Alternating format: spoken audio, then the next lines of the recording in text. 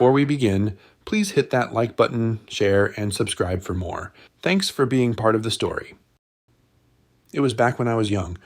At that time, because of the lifestyle I had, I often traveled to big cities with my friends to have fun. That night was no exception. I was driving, with one of my friends in the front passenger seat and another in the back. The atmosphere was uplifting. We were all excited for the adventure ahead. We had left home early in the morning, around 1 a.m., and passed through many towns along the way. While riding in the car, everyone chatted happily, full of excitement because we were heading out to have fun. Eventually, we neared the famous, or rather infamous curve, a place known not only for accidents, but also for its supernatural reputation and ghostly sightings. As we reached the curve, one of my friends warned, "Slow down. This area is dangerous. Many have died from accidents on this curve." Many believed the spirits dwelling nearby had claimed the lives of passers-by. To stay safe, drivers would often honk their horns as a gesture of respect, asking permission from the spirits said to dwell there. I was one of those people. Whenever I saw a spirit shrine, I would honk before driving past. After honking, we reached the next curve, which sloped downhill. As we drove slowly down, everyone suddenly noticed a woman standing by the roadside. She was wearing a white t-shirt and jeans, had long hair, and was very beautiful.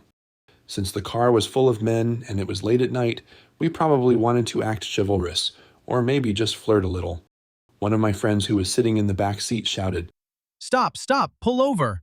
Let's talk to her for a bit, see what she's doing here, or maybe where she's headed." So we stopped the car, and one of my friends leaned out to ask. "Where are you headed?"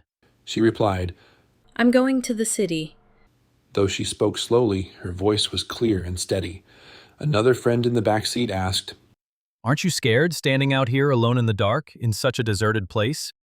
She simply answered, "I've been here for many days already. Nothing's happened." How is that possible? It's completely deserted here. There's no house nearby. How could she have been here for days?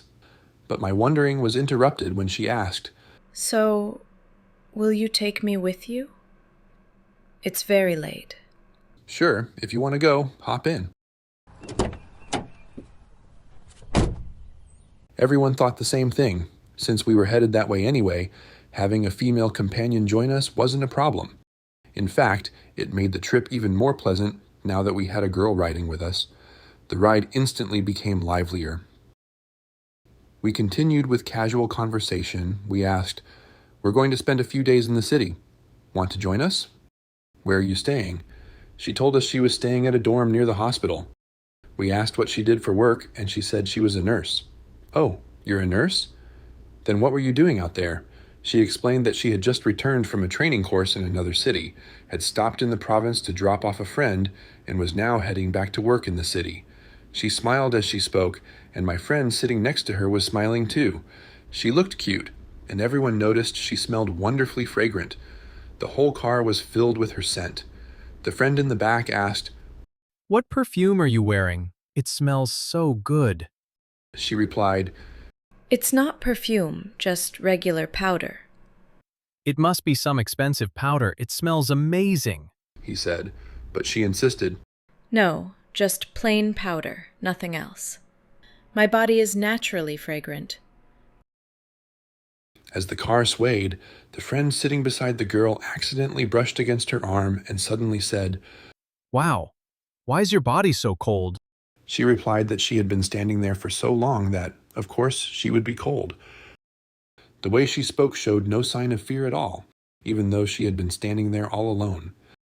I even joined the conversation, saying, "Standing there for so long in such a desolate spot, aren't you afraid of getting attacked by someone, or worse?" But the girl calmly replied, "Why should I be afraid? There's nothing to fear. I know this area very well." Hearing that, I thought to myself, she must be a local, knows this place well, maybe even has family or relatives nearby. We had been on the road for a while when suddenly a heavy truck behind us honked and flashed its lights, almost like it was sending a signal. I found it annoying. Out of nowhere, the truck's beams were flooding into our car. I looked through the rearview mirror and saw the truck turn into a side street right after flashing. But then, something strange happened. As soon as the blinding light disappeared, the back seat came into view in the mirror. But the girl was gone.